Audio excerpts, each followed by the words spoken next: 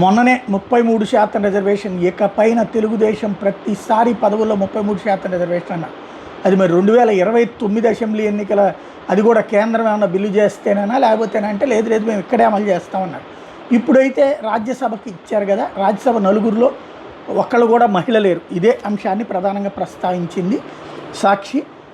ఇంతే ఇంతింతే బాబు తీరంతే, మహానాడు మహిళా నాటకం బట్టబయలు, ఒక్క రాజ్యసభ సీటు ఇవ్వకుండా మోసం, తీర్మానాల మహానాడికే పరిమితం, రాజ్యసభ 3 సీట్లు కోటరీకే అంకితం, తనయుడు కోటరీలోని లాబిస్టులకి అగ్రతాంబూలం, సానా భాష్యం విజయులకి సీట్లు, సీనియర్లు దళిత నేతలకు శరాఘాతం, యనమల ఆశల మీద నీళ్లు, వరలరామయ్యకు మొండి చేయి అన్నటువంటిది.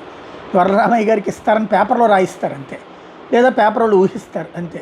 వంగవీటి రాధాదిను వరలరామయ్యదే అదొక విచిత్రమైనటువంటి సమస్య అనమాట. ప్రతిసారి వాళ్ళకి పేపర్లో పదవులు వస్తే చేతిలోకి రావు, అదొక బాధాకరమైనటువంటి అంశం.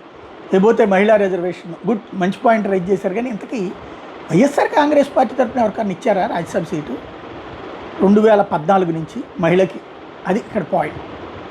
వంగగీతకే ఇచ్చినట్టున్నారు, ఆ లెక్క చెప్తారు అనుకోండి. వంగగీత కాన్సెప్ట్కి వచ్చేటప్పటికి లోక్సభ రాజ్యసభ అన్నటువంటి పాయింట్కి ఇవన్నీ మళ్ళీ చర్చకు వస్తాయి.